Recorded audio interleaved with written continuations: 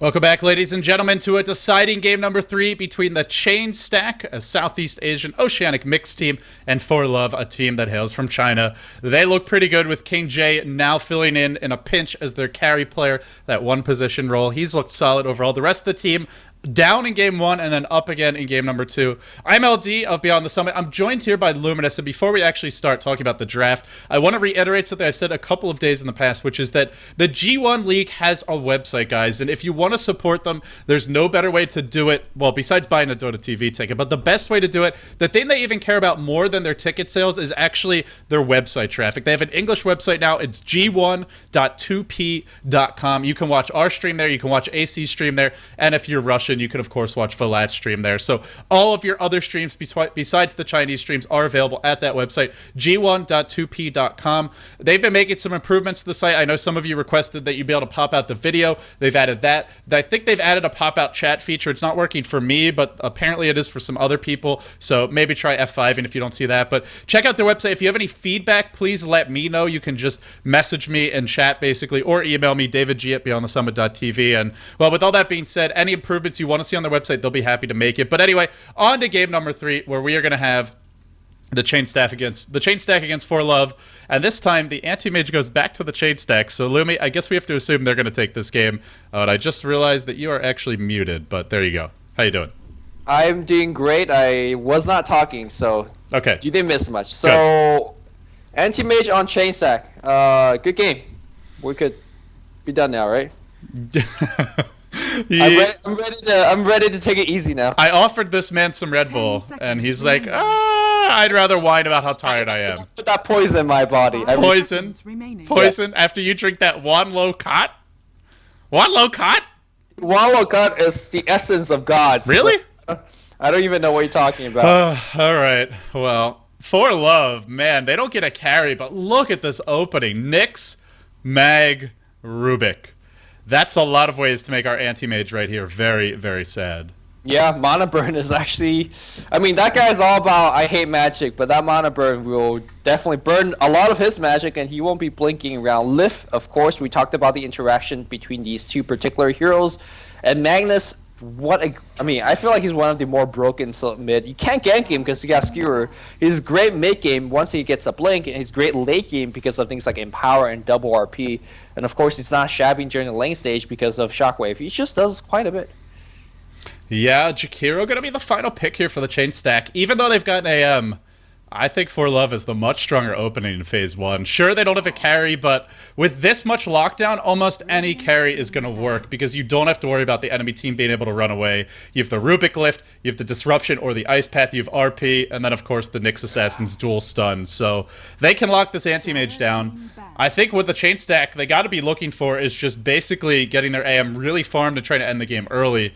Unless ForLove doesn't go for a carry, I imagine they're going to have this late game with Magnus and Nyx and Rubik all on their side. Yeah, but both games that we've seen anti-mage, they have gone for some unorthodox build. First, it was like Vanguard into Manta, I believe. Manta into Yasha into Manta. Second game, it was Battle Fear, which was standard, into a Vlad's, into a BKB, so a lot more early game. Don't forget the Midas. Don't forget the Midas. There was a Midas, a 5-minute Midas to be exact. So, I mean, we've been seeing different builds, and depending how the game shapes up, that different build is going to be taking shape as well. Dragon Knight being banned, both DK and Anti-Mage was being picked in Game 1 and Game 2, so that was pretty nice, DK making that comeback, if you will. Yeah, Dragon Knight, a hero that, well, I still don't think he's going to be picked up that early on in any of these drafts, but sort of sneaking his way back into the metagame a little bit, and obviously we talked about, basically we talked to death how he can be a strong counter to the Phantom Lancer. A very suitable solo mid, especially against heroes like Magnus. Dragon Knight's a bit weak against certain heroes like Queen of Pain who can kind of just zone him out of the lane, but against a hero like Magnus, against a hero even like Templar Assassin who's not that strong at the first few levels, you can just Bottle Crow, get a lot of farm with your Flame Breath, and then have a big impact later on. So I think it's a suitable ban here, especially because when you look at the C.Stack, they don't have a man up here right now. They have nobody who's going to jump in and start the fight. ForLove have 2, and now ForLove have banned 2 of those heroes that look to start the fights. And now the C.Stack going to be hard-pressed to find that strong solo mid who can be aggressive in the mid-game. I mean, Templar Assassin definitely still can be one of those heroes that basically dive in and soak up the damage, if you will, from the refreshen, and then sets everybody else up. But for now, it seems like C.Stack wants to play a little bit more defensive early on. Shadow Demon, Jakiro definitely have those defensive capabilities. They could go offensive as well, so the versatility is there. But when you run the anti-mage, you don't expect to dominate the lanes. Beastmaster being banned out here for ForLove. I'm not sure exactly what that's about. Maybe looking to pick a carry that is, well, I was going to say... I was gonna say they're gonna look to pick up a carry that don't want to get stunned, but well, no shit, Lumi. Yeah. Well, I think again, I think it just fits with this idea of the C.Stack don't have anyone to start the fights, and now who is it gonna be? I don't know. Maybe something like a Tidehunter, but he's not a strong solo. He's not gonna dominate his lane. I think the C.Stack there must be a hero that we're not thinking of, because if there's not, they're in a bit of a pickle here right now. If they can't start the fights, the question is, can they avoid them? Well, now it gets a lot harder because Luna's picked up by ForLove, and this is the perfect 5-man early to mid-game hero. Granted, there's only 2 ranged heroes on the team, but still, this is going to hurt a lot, and they're going to be able to push quite quickly. And I don't really like this fourth pick here coming from the C.Stack. You know what the ForLove team is trying to do. Get 6, get 7 on Luna, and just death ball down mid lane. Empower is going to be a big deal, although, again, he's not going to have too high of level in power at that point, at that particular point in the game. But more importantly, what the hell is Anti-Mage and Weaver going to do level 8, level 9? Like 15 minutes in, I don't feel like they're going to do anything. So you're basically telling your Shadow Demon and Jakiro to defend against a Luna. I don't see that happening. So this last pick got to be something impressive. And the thing is, split pushing is also going to be dangerous because Weaver, if he ever gets caught by a Rubik Lift, a Nyx Assassin stun, and there's any follow-up, he's dead. So they can't really defend the towers. They have to split push, but split pushing might just lead to their carries dying a lot. The C.Stack, this is a very difficult draft for them. The way that this draft is developed, they have to win the lanes, or ForLove have to make some big mistakes mid-game, because otherwise, I see them just getting picked off constantly, especially this Weaver. And like you said, Shadow Demon Jakiro, they're not bad at defending towers, but especially until they get the levels, they're not going to do a whole lot. And ForLove, when they have 6 and 7 on their cores, this Shadow Demon Jakiro may be level 4, and that's not going to be enough to stop the push. Yeah, I wonder what this defensive hero is going to be. It might come from their mid. What really strong mid hero is going to be good at defending pushes? Well, that Beastmaster pick really, Beastmaster ban really makes sense because Wild Axis, 1300 cast range, definitely very, very good at pulling the creep wave off the tower and then, you know, deeper in, so that makes the push a lot more difficult. And of course, that aura early on makes your creeps attack a lot faster as well. There you go. There's a good solo mid that could defend against pushes. This might be it. That's sort of that hero they needed. That's a big one. So it's going to be difficult for ForLove to actually make those pushes work if they don't kill the Tinker. But Tinker's quite a gankable hero. It's always dangerous to play heroes like Tinker and Weaver against a Nyx Assassin. We will see how quickly Hansi actually gets that level 6, but as I realize, it's time to introduce the players, Lumi. So on the side of ForLove, they have a new roster. They've got a new face with Zippo as well as King J, a pair of new faces joining the team. We have 8K, going to be playing that Queen of Pain. He's been on this team for a while now. He's had kind of a down game in game 1, bounced back a little bit in game number 2, and now let's see how he does in game 3. King J, he's been the stalwart for this team thus far in the 2 games we cast for them. Playing that Luna, playing that hard carry again. You on the Magnus. We have Hansi handling the Nyx Assassin and Zippo on the Rubik. Me on the Radiant side, both teams charging up on the top jungle. Minerva is going to be playing Shadow Demon. Here we have Legendary playing Jakiro. Johnny on the Tinker. Weaver is going to be handled by Risk. And last but not least, we have Anti-Mage falling a little bit behind here, played by Chain. Yeah, they're lurking. Maybe trying to set up a first blood opportunity. They are going to spot quite a few heroes walking up into the jungle right now. They just see that Rubik breaching the high ground. Willumi, this might be our first level 1 clash. I don't think C.Stack can take a fight at level 1, unless they have some amazing March from the Sheens. I mean, Ice Path does definitely have one of the bigger AoE. Ward's gonna get drop down Huff. Wow. Really dislike, want to really discourage the pulling here. Ooh, Sentry, a little bit out of range. Oh no. This Ward is gonna stay here for quite some time. I guess they think Johnny's going to be doing a lot of Ancient stacking. The Radiant side is actually very easy. You can stack the Ancients right before, like around the 53-second mark, and then go check the top rune. So this is going to be pretty effective at slowing down Johnny's farm, assuming he's going March build, which he pretty much has to stop the pushes mid-game. They're actually aggressive tri-laning with the Weaver. How do you think these tri-lanes are going to match up? Aggressive trialing on Weaver is actually really, really powerful, especially if you get your second point into Swarm, or maybe even your third point into Swarm. The damage output with Gemini attack is very, very impressive, especially on these kind of weaker supports here like Zippo's Rubik. So Disruption, Ice Path, a couple of right clicks, and then Sakuchi, you get free kills. And of course, you kind of juke around that Impale or Impale gets Spike Carapace if that's what you're afraid of, the Nyx Assassin. Now, with that said, Impale, very, very good AoE, especially if the heroes lined up properly. And I'm not sure how exactly the Radiant team could challenge Pool. These two heroes are not exactly good at stopping a pull or stealing that pull away from enemy heroes. Yeah, Shadow Poison, not really something you could use to steal a pull. Jakiro's nuke's lacking in damage. I think it's important they challenge this tri-lane, though, because we saw what happens when you just give Nyx an easy level 6 and you have squishy heroes on the map. They just feed. For the moment, the camp actually is going to spawn the Ice Path there, scouting things out. They did deward successfully, and now we're going to see our first pull coming from Hansi. So, off the bat, they're running the tri-lane. Luna's still getting some farm. It's kind of hard to deny her from farm unless you're killing her because she has so much damage from Lunar Blessing.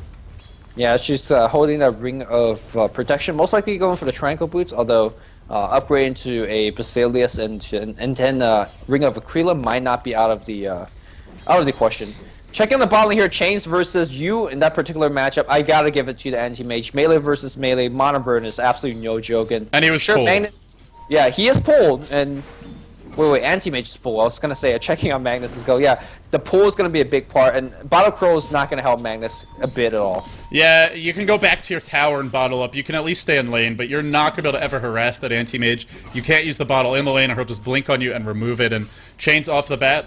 Looks like he's going to be rushing that battlefield as well. With this kind of farm, you'd certainly expect it. The bottle comes out, only a walking courier as of yet, 2 minutes in. And we'll have to see when they look to upgrade this. Hansi, no money yet. Zippo, no money. Actually, Zippo just got it. But the boots are kind of important in the tri-lane as well because you're up against such an aggressive tri-lane.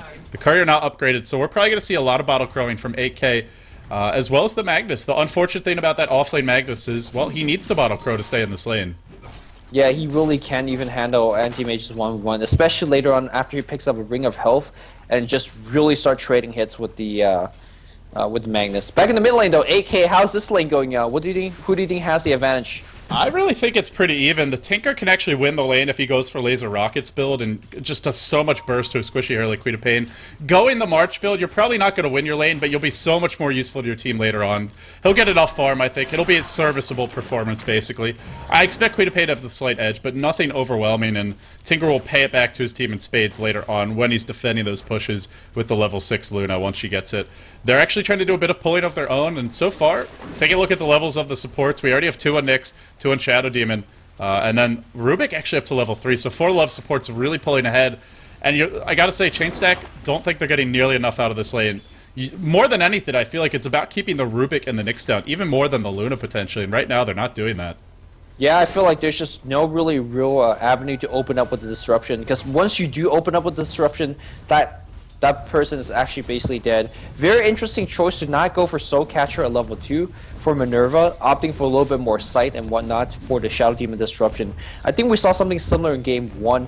I think from a ForLove player, really opting to scout with poisons and whatnot.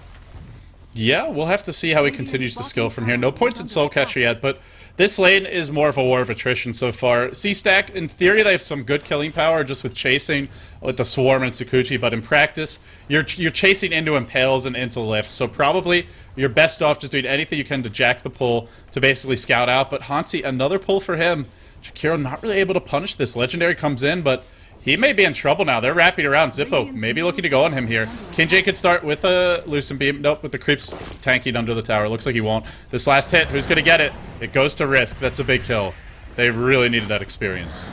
Yeah, they were Novaing and Novaing the Chihiro as well as Mono Burning him, which I'm not too sure why. He's the tankiest of the hero of the 3. And did you just call Lucent Beam Novaing? It's Nova. Yeah, it's Nova. Yeah. No. It's Novaing. That's his new skill. He's Novaing him, and he's actually Monoburning him. I don't know why. He's tanky as hell, so I think those are wasted nukes. Definitely should be going on the Weaver or definitely the Shadow Demon. Yeah, well, the point is he's throwing out the Novas. Now Legendary, the target, gets disrupted after the initial Impale. That's going to turn this fight around. Now Zippo, the one on the way out, a Sentry Ward deployed. Risk lifted up in the middle of the wave and feeds away that first blood. I don't even know if he saw the sentry go down. Simultaneously, Jakiro gonna pick up that counter kill on Rubik. Now King J on the run, pops the wand, should be okay. That 2 poison charges will not be enough damage, only 70. The third might though. Oh no, gets him with the third. He needed that. He nails it from long range. A crucial counter kill, denying that Luna, and things looking a bit better for them now, despite giving up that first blood. I was wondering why he got the poison. He leveled it up and did a lot of work. He's going to have a boost of speed and teleport scroll, perhaps even go for a smoke of deceit, and they'll be able to do much, much better ganks with that boots up. I gotta say, though, very impressive play from the Rubik, dropping the Sentry Ward immediately as they realized the goal was going to happen. Risk ran in thinking he was safe, and then he ran into multiple creeps, a Lucent Beam, and a couple of telekinesis and right clicks, and he went down very quickly. Yeah, tanking the wave and tanking all that additional damage, not easy. So looking back to the middle lane, still pretty even. In fact, Johnny getting a little more CS than I would expect, but doing a nice job, and now he's going to pick up a haster, and he may be able to kill this Magnus. Has the level 2 laser. Oh, this mag is dead, I think, unless he can bottle up and get enough to skewer. Chasing down Desert. Nope, Creed of Pain's going to come in. But Magnus driven off that bottom lane, even more free farm for the anti-mage and missed experience, so call it a big win for Johnny, who now has a haste and an invis to his name. He's actually gotten every single rune mid, I believe. He got a double damage earlier, he's got a haste and an invis now, so 3 at least out of the 4 runes that have spawned so far. I feel like he's not really using those runes well. It's not like really scaring Queen of Pain out of lane or anything. Queen of Pain is just basically free farming away at that. Well, Queen of Pain 27 CS. It's really hard to just drive her out of the lane. You don't have a stun. I think just denying the runes to Queen of Pain is going to be enough in this lane, because if she goes to gank, she's not going to have that easy additional killing power that a rune gives you. It's fair thing to say, but I feel like when you get 3 runes, you should definitely be leading a lot in the CS. He's Tinker, man. He's Tinker. And Tinker... And Viz don't help you last hit. Great animation. And AK's been bottle crowing, that's the other thing. So he's been getting some additional mana from that. Top lane here, it looks like a lot of spell being traded back and forth. Zippo taking a little bit of harass, but they want King J. Oh no, nice 2-man impel. That's why that he's so good. Oh, King J runs right back into the ice path. Those impels are just mixed. Oh, Risk, you gotta be careful. He does have 10 charges on the magic wand. They really want Risk here. Yeah, he'll be fine. Dire's top tower is under attack. And for some reason, Dire's top tower is under attack, even though it's... Oh wait, Dire. Yeah. Maybe I need that Red Bull too, Lumi.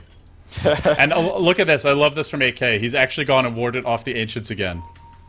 And Johnny, right on cue, wants to go and stack them. Not going to be able to. This is what you want to do to keep a Tinker down, especially on the Radiant side. Yeah, beat him in lane, making sure that he doesn't have any recovery method. The whole March build is about recovering once you inevitably takes a weaker laning build, because now you're not doing laser rockets, and then you expect to really accelerate into a breach of travel. Well, he doesn't even have that acceleration. Meanwhile, Shadow Demon on top lane, getting some kills on King J. This is the first time I've seen in this best of 3 series that King J doesn't start out very well in the laning stage. To be fair, game 2 he was uncontested. Game 1 he was a lone druid, but that Luna a bit weaker in lane, and I mean, Rubik and Nyx just don't offer quite as much. I mean, they're level 4 now, so now they start to, but those early first few levels, they couldn't zone these 2 supports out the way that some others could, like a Keeper of the Light or some more, you know, heroes like Lina who have that big burst damage early on. Ooh, they want to go on Zippo again. Zippo's going to get picked off as well. I mean, those kills on King J are big because you're delaying this inevitable level 7, level 8 push if that was ForLove's strat. If not the case, hey, you're killing King J a couple times, who is by far the most effective player for ForLove in this best of 3 series so far. So, I mean, you're happy with these kills, and of course, Risk getting some farm as well. He's probably having some stuff being delivered. No, he's just really poor. He doesn't even have a go for boots yet. So we're going to see a much more standard anti-mage build this game. Tranquil Boots, Rain of Health, Quelling Blade. Now the Battle Fury will come out, so not rushing anything like a Midas, not going for the early Vanguard. And I think it suits this game perfectly. This is a lineup with a Tinker who's going to stall the game with March while Anti-Mage gets fat, and then they'll take the fights. Then they'll split push and try and get that Roche off of creep equilibrium advantages. And, well, I think this is the correct build, and good to see a standard Anti-Mage game for once. I disagree. Why? Because if you want to see anti-mage, you don't want to see anti-fun. You want to see creativity, you want to see something different. Your boy Eternal Envy seems to enjoy his anti-mage games well enough. Well, that's why he's not playing for Nota anymore, right? Those burns, man. Those burns. In any case, There was no heart in that burn. That was like you didn't even mean what you just said. I didn't even mean it at all. Yeah. Shout out to Eternal Envy. But there is a teleportation. Oh! These RPs. I don't know if Magnus is ForLove's hero. I don't think so. Wasn't game 1 he had a haste route and he got a one-man RP on the DK? Yeah. I still remember that. And that was an easy kill with Queen of Pain there as well, with her ultimate and a level 4 Stream of Pain. TP bot for that. She gave him mid lane for that. Oh god. And oh jeez. I mean, what do you say? That's costly, and now they're looking to punish this. They know RP's down. They could be more aggressive mid. Tinker, only level 1 rocket, but the level 2 laser. Here comes your disruption. The Soul Catcher, it's a creep. Might cost them. Oh no. With the Soul Catcher actually hitting AK, it would have been enough, but without it, it's not. Now the Eclipse from King J turns the fight around. There's no RP here. Remember that Shockwave comes in. Not gonna hit. Wow, that RP missed bottom, really hurting them. Not just bottom, but also mid as well. And meanwhile, Weaver getting a bit more out of that top lane. Hansi getting close to level 6, and Chain's free farming. So after that whiffed RP, really feeling like a comfortable next couple of minutes for the Chain stack. Yeah, very unfortunately, King J teleported in with only level 6. So, I mean, level 7 Lucent Beam plus Eclipse would have done a lot more damage. Those beams actually hit the correct hero. It was just level 3 beams. Wasn't too impressive. He's going to run back up to top lane and keep on farming. It's going to be a drum build. And, I mean, he's one of those builds that are really helpful when you TP in to fight, like he just did. But you really expect whenever you TP in, you get a lot of return, like a kill or two, some assist and whatnot. He didn't get anything there. And what do you know? Tinker, Boots of Travel up, Soul Ring Recipe up. Not the fastest Boots of Travel because that ancient stacking was denied, but still very, very decent timing for Johnny. And now he can start to put constant pressure on mid lane. This is going to force someone to always sit in the lane. Or whatever lane he's in. They're smoked up top, though. They want to go. Lucent Beam to start. Now Hansi, level 6, coming in. No sentries for the Chain stack. We saw that they were good about it in last game. The opposing team, Queen of Pain, all completely whipped because of the disruption risk. No time lapse. Just runs out of there. Actually going to live. Oh, man. You don't see that very often. Could have easily time lapsed. I mean, that Scream of Pain miss and the Sonic Wave miss, so... ForLove is just falling apart right now, missing a whole bunch of these spells. Their ping isn't even that bad. I mean, I thought sometimes the Chinese teams have really bad ping to the Southeast Asian server, but it's like looks like 170, not that bad. Meanwhile, bottom lane, Johnny TP's in, drops a rocket laser, and Chains was there with the Monovoid. They pick off the mag. RP is now back up, but he's dead. Ain't using that for a bit. Well, you could teleport up top and start a team fight there, but there is a... Oh, well, looks like offensive disruption into a dual breath. Here comes the Tinker. They want to focus on King J. King J's a very, very good kill. If you grab a laser up top as well, King J is going to run into those bugs. Those bugs do damage, and Rest is going to Sakuchi in for the kill. Where's our mag? Whoa.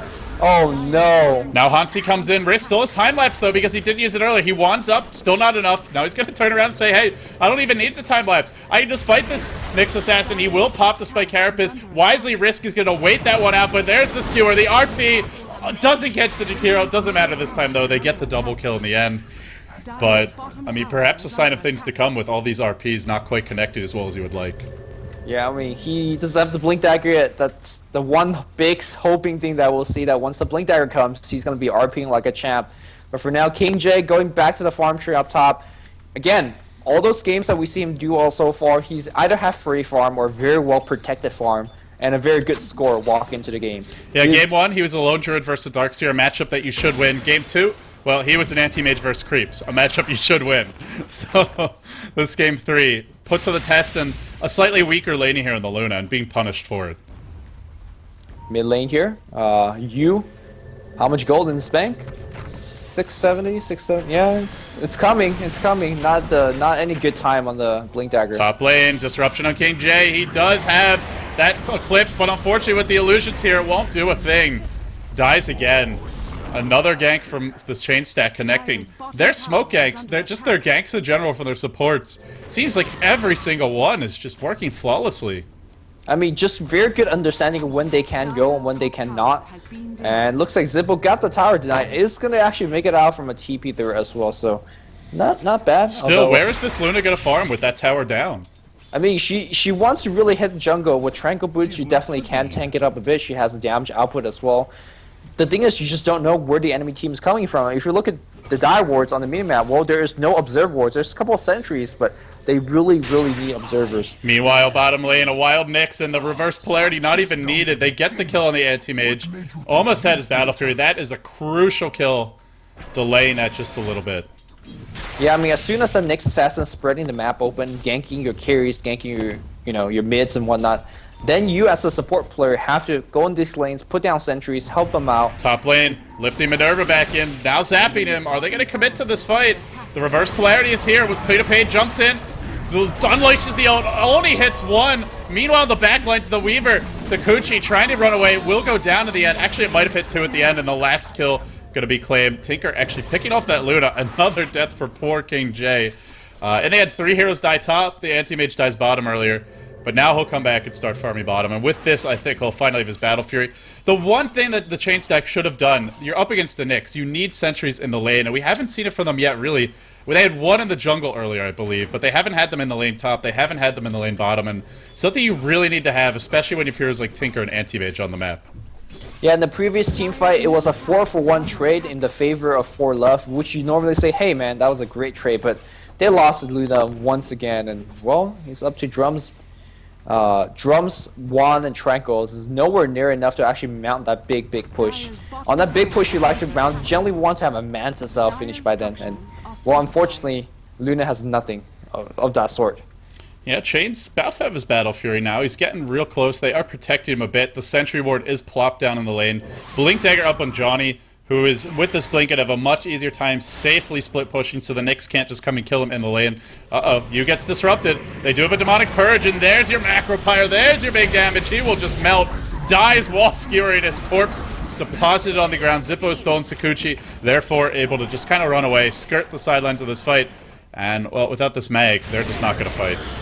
In fact, Zippo may die. Zippo gets caught by the bugs, dropped by the Mono Void. Overestimates his ability to live with that, and gives up an unnecessary death, something he could have easily avoided.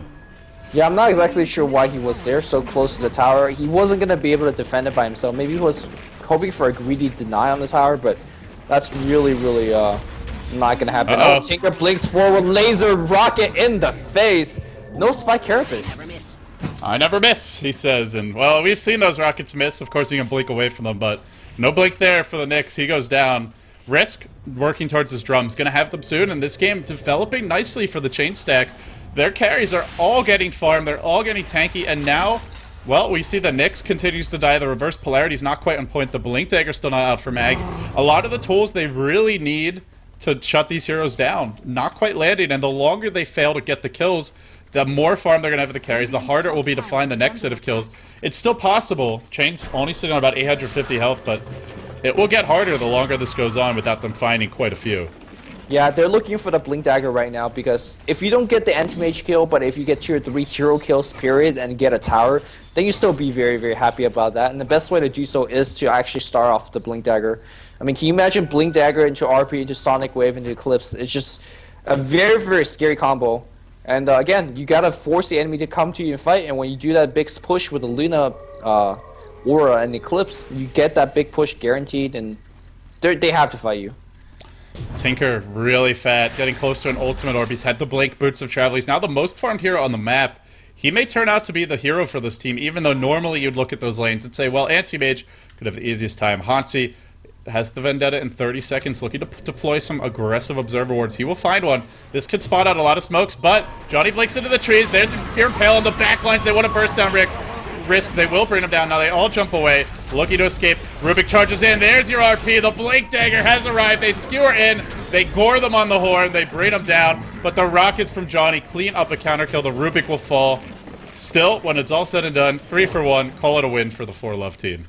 Big MVP play here by you, man. That Blink Dagger definitely paid for itself. Back up to 700 gold basically after that team fight. Boy, he needed that too. He was just... Yeah. The RPs from this team have been lacking so far, but here they bounce back a bit. So it looks like they're going to try to set up a gank here against the Anti-Mage. Anti-Mage blinks back away. Sentry Ward down on the ground. Man, the Radiant is just completely prepared. But what does Anti-Mage and Weaver do at this particular stage of the game? I feel like they don't do anything. And by ForLove not really looking to actively go for a pickoff and then push, I feel like they're doing this wrong. Well, they did earlier. They went for the kills mid. I imagine we will continue to see them create some pressure. Nyx, maybe you look for that Blink Dagger, just something additional mobility. The big thing, they have these aggressive observers. We saw them place one mid earlier, right as they commenced that fight. They place some in the jungle. They have some good wards towards the rune. They have a lot of vision. If you just press F3, you can see the Dire see a heavy amount of the Radiant jungle. So, if the Nyx is on the hunt and there's not a sentry in the lane, which it has ward off, they could go for an opening. 8k, rushing an Orchid, another item they could do with the anti-mage. So I think ForLove, well, once they get that Orchid out, they maybe have the Blink Dagger on the Nyx. They can go for the next level of aggression, and I think they've had a decent amount so far. Not quite as much as you would like, but still doing a decent job, and I would say not out of this by any means. Checking for a little bit of item progression. Nothing too out of ordinary. Oh, Hansi. Goes Vendetta right under an Observer. Right, that's why it's good to lay those observers. Uh-oh. He's purged. He's in trouble. AK's here with a haste. And they're still going to chase. Weaver on the hunt. Drops the bugs. And there comes Tinker. Everybody joining the fight. Joining the party. The stun lands on Johnny right as he actually TPs in on the other lines of the fight. It's Anti-Mage who finds one. Now an RP on two. Another good RP. The Eclipse picks off the Weaver.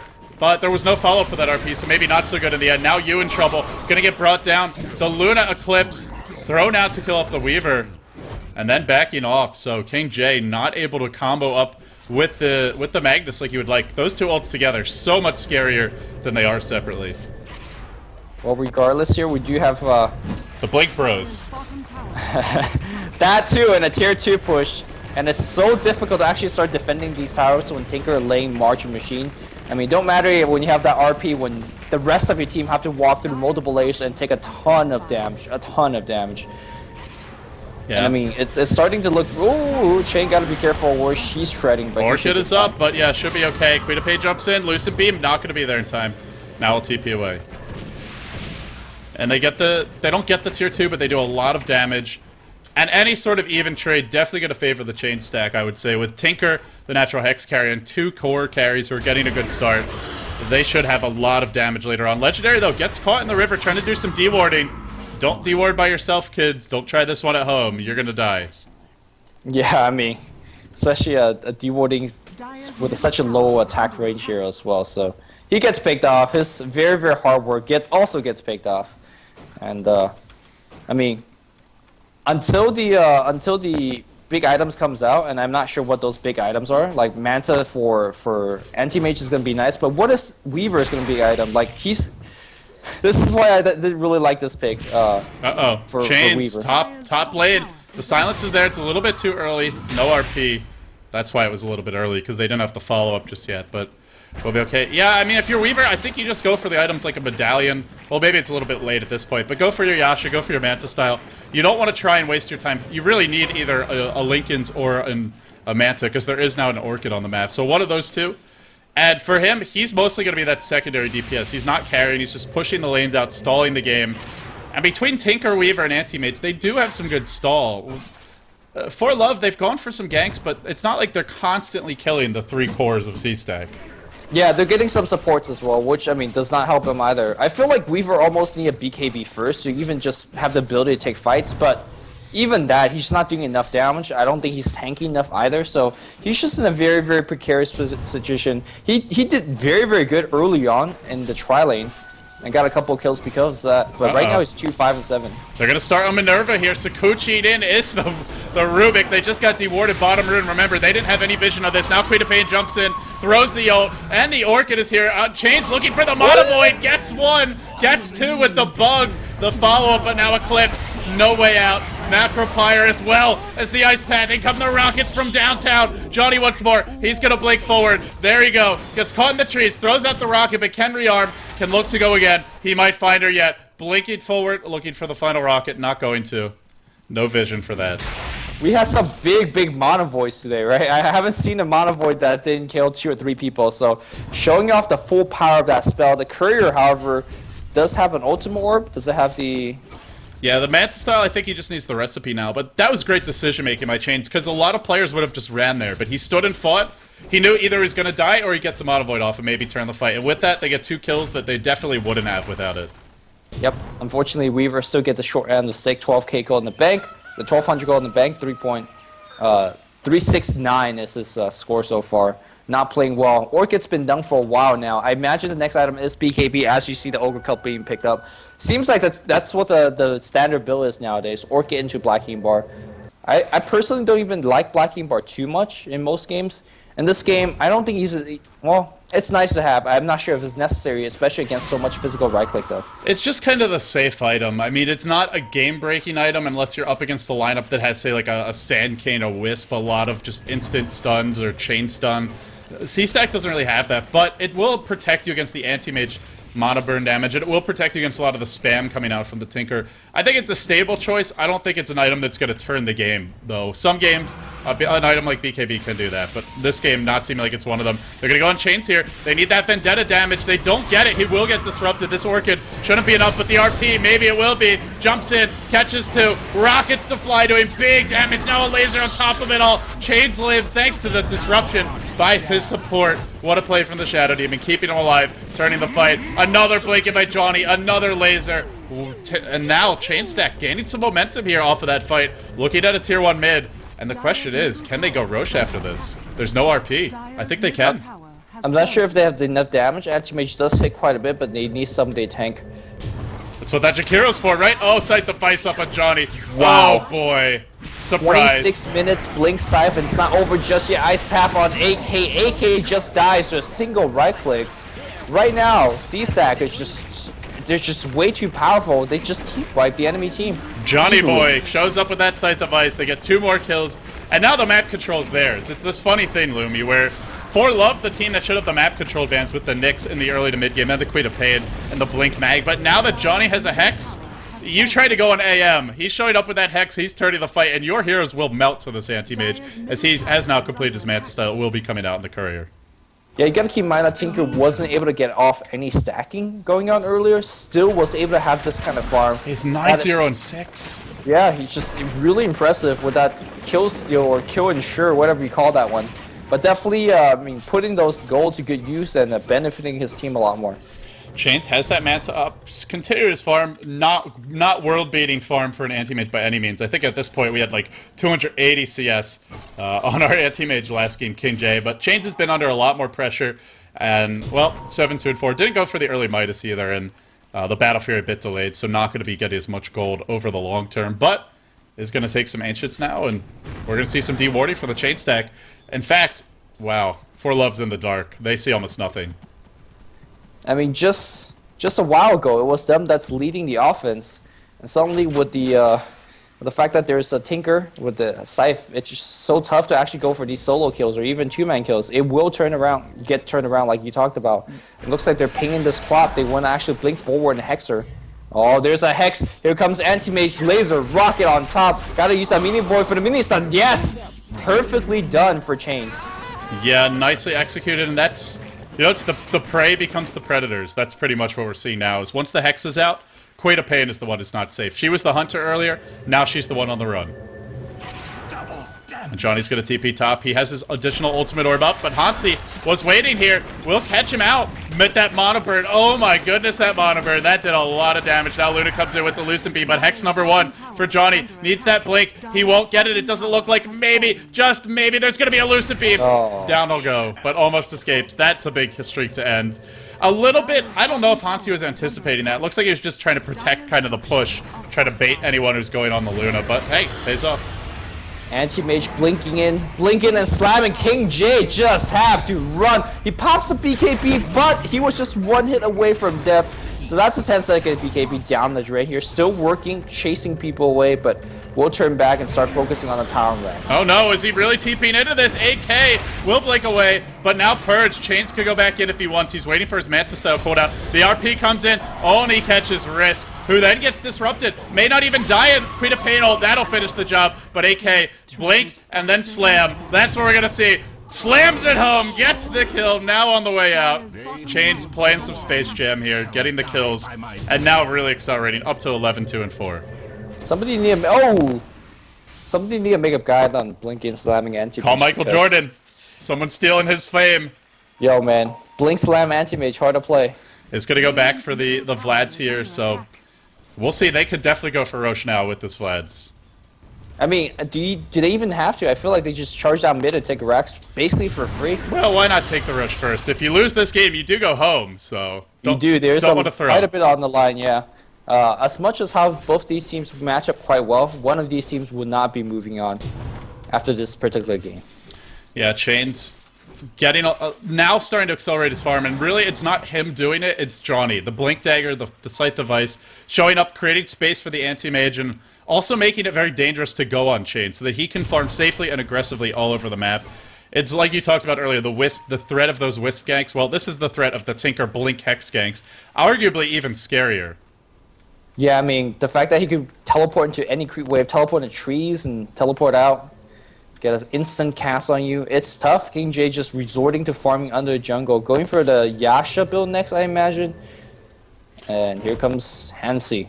But, I mean, that BKB is getting lower and lower as far as duration. It's down to, well, it's down to 9 seconds. It's actually not. I thought he had used it twice by now, but only once. Hansi comes in, immediately going to be forced back. There's your Ice Path to start, but Anti-Mage coming in for the backstab. Here's Chains on the back lines. Meanwhile, Risk starts the fight. King J, early BKB usage from him, and now the Manta-style Anti-Mage jumps in, goes on Hansi, eclipses here, but nobody really taking any damage. There's a Scythe up on that Queen of Pain. The RP will arrive, catches out 3. Nice RP, but it's not enough. Actually, I think it caught 4 with Chains as well, but Johnny just on the sidelines, hexing this Queen of Pain, preventing that additional damage. Luna BKBing a bit early, and these chaotic team fights just not favoring ForLove. Buyback for Meg, but doesn't have the RP. I don't think they can actually defend this anymore. I agree.